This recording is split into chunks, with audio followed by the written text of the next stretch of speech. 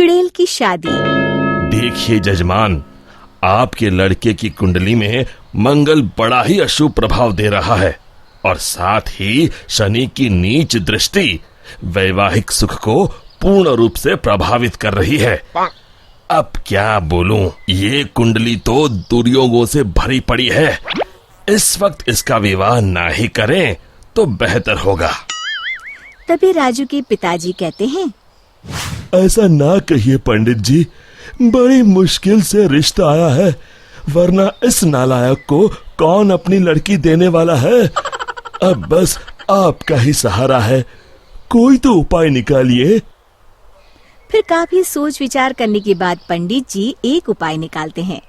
फिर पंडित जी बताते हैं कि राजू की शादी पहले गांव के बाहर जो पुराना पीपल का बड़ा पेड़ है उस पेड़ के साथ करनी होगी और उसके बाद देविका के साथ उसका विवाह किया जा सकता है।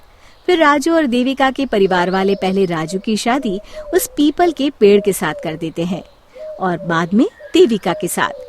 लेकिन उस पीपल के पेड़ के ऊपर रहने वाली चुड़ैल बहुत खुश हो जाती है और वो समझती है कि राजू और उसकी शादी हो चुकी है। फिर वो देविका के शरीर में प्रवेश कर लेती है और राजू के साथ रहने लगती है। फिर एक दिन राजू की माँ उसे ताना मारते हुए कहती है, अरे निखट्टू, कब तक घर में बैठा मुफ्त की रोटियां तोड़ेगा? अब तो तेरी शादी हो गई है, कुछ तो शर्म कर। क्या माँ, सुबह सुबह फिर से तुम्हारा भाषण शुरू हो गया। तुम चिंता मत करो, मैं जल्द ही खुद का व्यापार शुरू करने वाला हूँ। अरे बेटा, तू किसे बेवकूफ बना रहा है, मुझे या अपने आप को? पिछले 5 सालों से यही सुनते आ रही हूँ। बस बहुत हो गया, मैं कुछ नहीं जानती। कल से अपना और अपनी पत्नी के राशन पानी का इंतजाम तू खुद कर ले। अब तेरा बोझ हम लोग और नहीं उठा सकते। इतना कहकर राजू की माँ वहाँ से चली जाती है। फिर राजू सोच में डूब जाता है। तभी देविका उससे कहती है, सुनिए जी, आप चिंता मत करिए, आपको कहीं काम करने जाने की जरूरत नहीं है, आप बस मेरे पास रहिए। अरे भाग्यवान, अगर कमाने नहीं जाऊंगा तो अपना गुजारा कैसे होगा? तुमने सुना नहीं माँ क्या कह के गई है? अभी आप बेफिक्र होकर सो जाइए, मेरे पास एक जादुई पोटली है। फिर देविका उसे एक लाल रंग की पोटली दिखाती है। आपको जितने पैसे चाहिए उतने पैसे इस पोटली में हर सुबह आपको मिल जाया करेंगे। बस ये राज हम दोनों के बीच रहना चाहिए। राजू अपनी पत्नी की बात सुनकर बड़ा खुश हो जाता है और आराम से सो जाता है। फिर अगली सुबह जब राजू की आंख खुलती है, वो ये देखकर हैरान हो जाता है कि उस पोटली में सच में पैसे हैं। फिर यही रोज की बात हो जाती है। अब राजू सारा दिन मजे से घर में आराम करता। एक दिन राजू देविका से कहता है, अरे वाह, हमारे पास अब किसी चीज की कमी नहीं है। बस एक बार ये जादू की पोटली हमें इतने पैसे दे दे कि हम अपने इस पुराने और छोटे घर को तुड़वाकर एक नया मकान बनवा लें।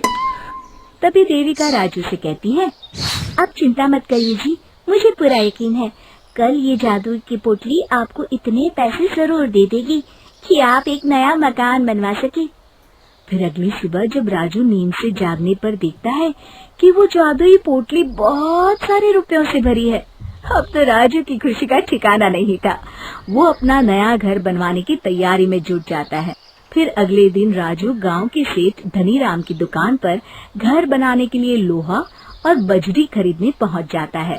और फिर सारा सामान खरीदने के बाद राजू सेठ धनीराम को नोटों का एक बंडल देता है। धनीराम तुरंत अपने नोटों के बंडल को पहचान लेता है और राजू से कहता है, अरे ये तो मेरे ही पैसे हैं जो कल रात मेरे घर से चोरी हो गए थे।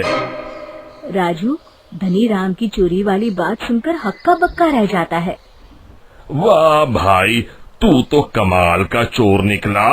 मेरे पैसों से मेरी ही दुकान पर सामान खरीदने आया है। देख, मैं तुझे माफ कर दूंगा। चुपचाप मेरे सारे पैसे लौटा दे, वरना मुझे दूसरा रास्ता अपनाना पड़ेगा। राजू धनीराम की धमकी से बुरी तरह डर जाता है और धनीराम के सारे पैसे उसे लौटा देता है और उससे माफी मांगकर वहाँ से चला जाता है। घर आने के बाद राजू सच्चाई का पता लगाने के लिए रात को सोने का नाटक करता है। फिर आधी रात के बाद वो देखता है कि देविका अचानक एक डरावनी चुड़ैल में बदल गई है और वो घर के बाहर चली जाती है। तब राजू उसका ये रूप देखकर घबरा जाता है। वो समझ जाता है कि उसकी पत्नी के अंदर एक चुड़ैल का वास है। फिर राजू उसका पीछा करता है और उसे लोगों के घरों में चोरी करते देख लेता है। फिर अगले दिन राजू पंडित जी को जाकर सारी बात बता देता है। राजू की बात सुनकर पंडित जी कहते हैं, ये सब काम चोरी और आलस का फल है। मैं जानता हूँ पंडित जी, बस आप मुझे इस चुड़ैल से बचा लीजिए। मैं कसम खाता हूँ आगे से सिर्फ मेहनत करके पैसे कमाऊंगा। अब बस इस मुसीबत से बचने का सिर्फ एक उपाय है।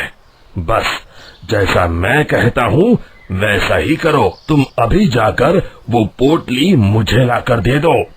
फिर राजू भागकर घर से वो पोटली लाकर पंडित जी को दे देता है। दोनों उसी पुराने पीपल के पेड़ के पास जाते हैं और पंडित जी उस पोटली को पेड़ से बांधकर वहाँ हवन चालू कर देते हैं। दूसरी तरफ देविका के शरीर में रह रही चुड़ैल छटपटाने लगती है और देखते ही देखते वो हवन कुंड के सामने खड़ी हो जाती है और देविका के शरीर से बाहर आ जाती है। फिर पंडित जी से कहती है, मैं इतनी आसानी से राजू का पीछा नहीं छोड़ने वाली। मैं तुझे आखिरी मौका दे रहा हूँ। इस लड़की के शरीर को छोड़कर चली जा। मेरी बात मान ले चुड़ैल, वरना मैं तुझे जलाकर राख कर दूंगा। तू मुझे नहीं जानता पंडित, इसलिए तू इतनी बड़ी बड़ी बातें कर रहा है। लगता है आज तेरा आखिरी दिन है। तो तू नहीं मानेगी तो ठीक है, अब मजा देख। और फिर पंडित जी जोर जोर से मंत्र पढ़ना शुरू कर देते हैं। हवन कुंड की अग्नि देखते ही देखते बहुत बड़ा रूप धारण कर लेती है। चुड़ैल उस पोटली के अंदर कैद हो जाती है। अरे अरे ये कैसे हो गया? अरे मुझे छोड़ दे पंडित, मैं तो मजाक कर रही थी।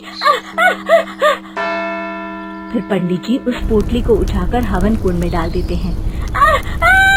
मर गई ना! फिर उस पोटली के साथ चुड़ैल जलकर राख हो जाती है। शिक्षा, लालच और मुसीबत एक ही सिक्के के दो पहलू हैं। इससे दूर ही रहने में हमारी भलाई है। दोस्तों, हमें उम्मीद है कि आपको हमारी ये कहानी पसंद आई होगी। कृपया हमारे चैनल को सब्सक्राइब करें और सभी अपडेट्स के लिए बेल आइकन जरूर दबाएं। और हाँ, वीडियो लाइक और शेयर करना मत भूलिएगा। Bye bye.